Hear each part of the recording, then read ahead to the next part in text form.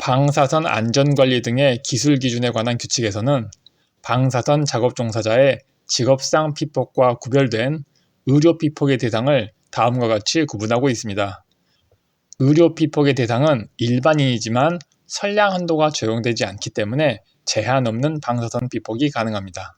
먼저 진료 목적으로 방사선을 피폭받는 개인의 피폭은 의료 피폭으로 구분합니다.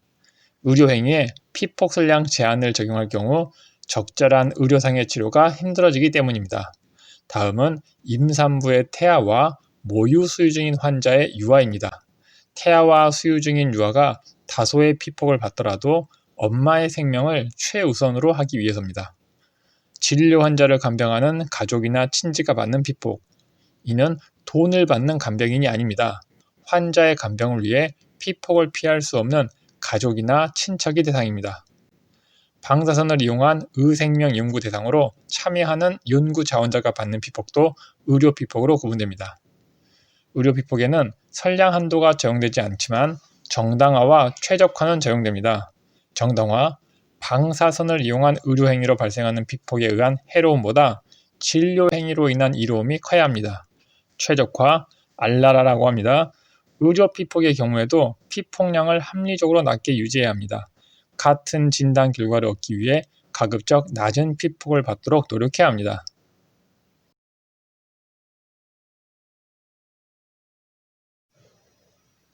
의료 분야에서 방사선을 사용하는 경우 지켜야 하는 방사선 안전 관리에 대한 기준입니다. 병원에서 일하는 의료인의 방사선 피폭은 직업상의 피폭이므로 방사선 작업 종사자로 분류되어 교육, 신체검사, 개인 피폭 선량 의무가 주어지며 이런 절차를 통해 종사자의 방사선 작업은 선량 한도를 넘지 않도록 관리됩니다. 반면 병원에서 방사선에 의해 진료를 받는 환자와 간병인은 의료 피폭에 해당하므로 선량 한도가 적용되지 않지만 그럼에도 불구하고 필요 이상의 피폭을 방지하기 위한 지침이 필요합니다. 이 기술 기준은 이러한 의료 피폭에 해당하는 사람들을 보호하기 위한 기준입니다. 이 기준의 적용 범위는 방사선 발생장치, 밀봉선언, 밀봉선언 내장기기, 개봉선언에 적용합니다. 즉, 방사선을 발생시키는 모든 장비와 이 장비를 설치한 시설, 그리고 이 장비를 취급하는 것에 적용됩니다. 쉽게 이해하기 위해 방사선을 사용하는 병원에 적용되는 기준이라고 이해하시면 됩니다.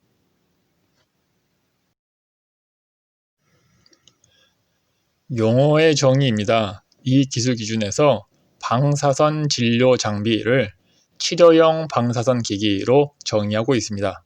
그리고 이후에는 방사선 진료 장비라는 용어는 등장하지 않고 치료용 방사선 기기라는 표현만 등장합니다. 방사선 종양학과에서 치료용 방사선 기기를 취급합니다. 이 치료용 방사선 기기는 의료용으로 사용하는 가속장치와 동위원소 내장 기기입니다. 먼저 가속장치의 경우 산업에서 사용하는 것과 동일합니다. 단지 의료용으로 사용한다는 차이만 있습니다. 선형가속기는 전자를 직선으로 가속하는 기기입니다. 가속된 전자를 직접 환자에게 쏘거나 전자를 타겟에 충돌시켜 발생시킨 제동방사선으로 암을 치료하는 데 사용됩니다. 방사선 종양학과에서 가장 흔하게 사용하는 암 치료 기기입니다. 사이버나이프는 선형가속기를 로봇에 붙여 자유자재로 움직이도록 만든 암 치료 장비입니다. 국내 대형 병원을 중심으로 선형가속기와 함께 사용되고 있는 기기입니다. 토모세라피는 선형가속기를 CT처럼 환자 주위를 빙글빙글 돌리면서 암을 치료하는 장비입니다. 역시 국내 대형 병원을 중심으로 선형가속기와 함께 사용되고 있는 기기입니다. 양성자 치료장치는 전자 대신 양성자를 가속시켜 암에 충돌시키는 방법으로 암을 치료하는 장비입니다. 브래그 피크의 원리를 이용하여 암 주변 정상 조직에 대한 위해성을 크게 줄였으며 국립암센터와 삼성의료원에서만 도입한 장비입니다. 중입자 치료기는 양성자보다 무거운 입자를 가속시켜 암에 충돌시키는 방법으로 암을 치료하는 장비를 통칭합니다. 아직 국내에서 사용되고 있지 않지만 도입을 진행 중인 병원이 있는 것으로 알고 있습니다. 지금까지 전기를 이용해서 방사선을 만들어 암을 치료하는 장비들이었고, 다음은 밀봉선언을 이용해서 암을 치료하는 장비입니다. 방사성 동위원소는 반감기를 가지고 있는 특성 때문에 반감기가 2번 이상 지나면 방사선 선원의 세기가 약해져서 선원을 교체해야 합니다. 교체하는 선원은 방사성 폐기물이 되고 이 방사성 폐기물의 처리가 복잡하여 밀봉 선원을 이용한 치료 장비는 가속 장치로 대체되고 있습니다. 코발트 60 치료 장치의 경우 선형 가속기 도입 이전에 사용하던 기기로 국내에서는 1960년대부터 사용하기 시작한 기기입니다. 현재는 국내에서 코발트 60을 내장한 치료 장비는 의료용으로 사용되고 있지 않습니다. 이리듐 192 치료 장치는 자궁 경부암이나 식도암처럼 외부에서 비교적 쉽게 도달할 수 있는 부위에 발생한 암을 치료하는 기기입니다. 투명한 플라스틱 튜브를 암까지 근접시킨 후 튜브 내부로 선원을 보내 암의 직접 방사선을 조사하는 방법을 사용합니다. 이 때문에 근접 치료기라고 불리웁니다. 감마나이프는 뇌에 발생한 암 치료를 위해 특화된 치료기로 200여 개의 선원을 동시에 이용해서 암을 치료하는 장비입니다. 밀봉 선원을 이용하여 암을 치료하는 기기에게 요구되는 안전 요건입니다. 전기를 이용해서 방사선을 만드는 방사선 발생 장치와 다르게 방사성 동위원소를 사용하는 기기는 전기가 끊어지더라도 방사선이 계속 방출됩니다.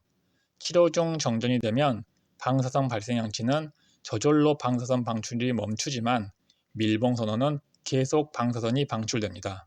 더구나 정전으로 인해 기기 제어가 불가능해지므로 치료 중인 환자는 과피폭을 당할 위험이 있습니다. 그래서 밀봉 선원을 사용하는 기기는 사용 중 정전이 되면 중력에 의해 저전료 차폐체가 선원을 감싸거나 선원이 차폐체 내부로 들어가는 방법을 사용하여 자동으로 방사선원이 차폐되도록 합니다. 이러한 차폐 상태는 다시 기기가 정상 작동될 때까지 유지되어야 합니다. 비상 상황 시 방사선 방출을 강제적으로 중단시키는 비상정지 스위치를 2개 이상 설치해야 합니다.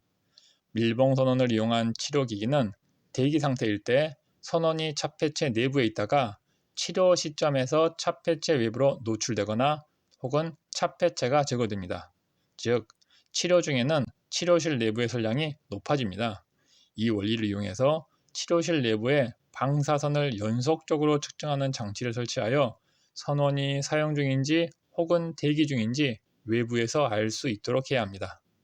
선원의 작동 여부를 기기 제어기를 통해서뿐 아니라 선량 측정을 통해서도 간접적으로 확인하겠다는 의도입니다. 치료 중에는 치료실 내부의 선량이 높아지므로 치료를 받는 환자 외 인원은 출입이 통제됩니다. 그래서 치료실 내부에 환자 외 다른 사람이 잔류하고 있는지 확인할 수 있는 장치, 즉 CCTV를 설치해야 합니다.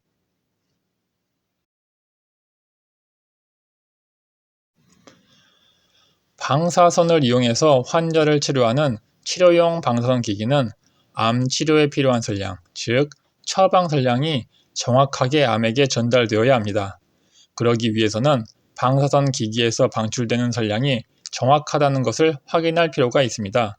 이 확인 절차를 방사선량 교정 및 평가라고 합니다. 방사선량 교정은 병원에서 스스로 진행하기 때문에 이에 적합한 측정 장비와 방사성 동위원소를 가지고 있어야 합니다. 교정 절차는 국제원자력기구나 제작사에서 정한 방법을 따릅니다. 교정 주기는 선량의 품질을 확인해야 할 필요가 있다고 상식적으로 생각되는 상황에서 수행합니다. 장비를 구입해서 처음 사용할 때, 사용 중일 때는 매년 1년, 선원을 교체해서 처음 사용할 때, 장비를 다른 곳으로 옮겨서 기기에 변화가 생겼을 가능성이 있을 때, 선량에 변화가 생길 만한 부품을 수리한 경우, 1년 이상 사용하지 않아 교정한 지 1년이 넘어버린 경우 다시 시작하기 전 교정을 수행합니다. 해부학과에서는 환자에게 병이 있는지 진단하는 목적과 암을 치료하는 목적으로 방사선을 사용합니다. 방사선 종양학과와 다른 점은 개봉선원을 사용한다는 점입니다. 해부학과에서는 방사성 물질이 포함된 주사제를 환자에게 주사하며 이후 이 환자는 끊임없이 방사선을 방출하므로 방사선 안전관리 입장에서는 이 환자를 방사선원으로 취급합니다. 진단을 위해 적은 양의 방사능을 주사한 경우에는 주변인에게 영향이 크지 않지만 암의 치료를 위해 많은 양의 방사선을 주사한 경우에는 주변인의 피폭 선량이 선량 한도를 넘을 정도로 많은 방사선을 방출합니다. 이런 경우 병원 1인실에 입원시킨 후 선량이 일정한 수준까지 낮아진 다음 퇴원시킵니다. 방사선의 주입으로 인해 입원한 환자는 퇴원 기준에 따릅니다. 이 퇴원 기준은 각 핵종별로 체내에 잔류하는 방사능에 따라 다르게 정해져 있습니다. 핵종병 잔류량은 환자 옆 1m에 있는 주변 사람이 환자에 의해 5mS의 피폭을 받을 수 있는 양을 기준으로 계산된 값입니다. 핵종별로 제시된 잔류량뿐 아니라 직접 환자 옆 1m에서 선량을 측정하는 방법으로도 퇴원 기준을 제시합니다. 역시 핵종별로 다른 선량을 제시하고 있습니다. 단 알파선과 베타선을 방출하는 핵종의 경우 환자의 몸이 주변인에 대한 충분한 차폐체 역할을 한다고 생각되므로 기준값이 없습니다. 즉 알파선과 베타선을 방출하는 핵종을 주사받은 환자는 입원하지 않아도 됩니다. 방사성 물질의 주사로 인해 입원된 환자는 움직이는 선원이 되므로 주변인에 대한 피폭을 줄이기 위해 차폐된 1인실에 입원합니다. 이 환자는 외출을 금지시키기 위해 입원실 내에 화장실을 설치하며 식사도 직접 가져다 줍니다. 이 화장실에서 배출된 배설물 역시 방사성 물질을 포함하고 있기 때문에 방사성 폐기물로 취급합니다. 그러나 사람에게 의학적으로 사용되는 핵종의 경우 단방광기 핵종만 사용합니다. 그래서 정해진 시간 동안 보관 후 자연 감수에 의해 선량이 낮아지면 배출합니다. 배출 기준은 배출 관리 기준으로 시설에서 배출되는 배수 중의 방사성 동위원소의 농도 기준과 동일합니다. 입원 후 퇴원하는 환자는 주변인에게 5mS를 초과하는 피폭을 주지 않을 뿐 여전히 방사선을 방출하고 있습니다. 그래서 퇴원 후 주변 사람의 피폭량을 가능한 한 낮추기 위해 절차서를 환자에게 제공합니다. 이 절차서에는 방사선의 특성에 대해 전혀 모르는 환자에게 주변인에 대한 방사선 영향을 최소화할 수 있는 실질적인 지침을 제공해야 합니다.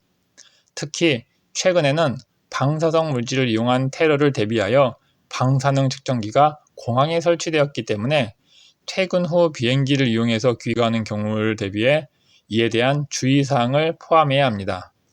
제공되는 지침서에는 이런 상황을 대비하여 공항 관계자에게 환자의 방사선 치료에 대한 내용을 전달하는 내용을 포함하고 있습니다.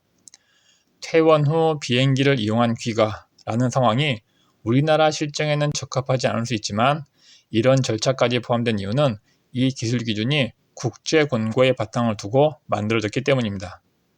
또한 지침서에 적혀 있지 않은 추가적인 질문에 대답하기 위한 담당자의 성명 및 연락처가 포함되어야 합니다. 개봉 선언을 환자에게 투입하면 이 선언은 환자의 혈관을 따라 온몸에 퍼집니다. 따라서 임신한 여성 환자 또는 모유 수유 중인 여성 환자의 경우 태아 또는 자녀에 대한 피폭이 고려되어야 합니다. 의료 관계자가 이 내용을 고려하기 위해서는 의료 관계자가 임신 여부와 모유 수유 여부를 확인함과 동시에 환자가 의료진에게 임신 여부와 모유 수유 여부를 알리도록 안내하는 절차가 함께 있어야 합니다. 병원 엑스레이 촬영실에 가본 적이 있다면 입구마다 붙어 있는 임신 여부 확인에 대한 안내판을 본 적이 있을 겁니다.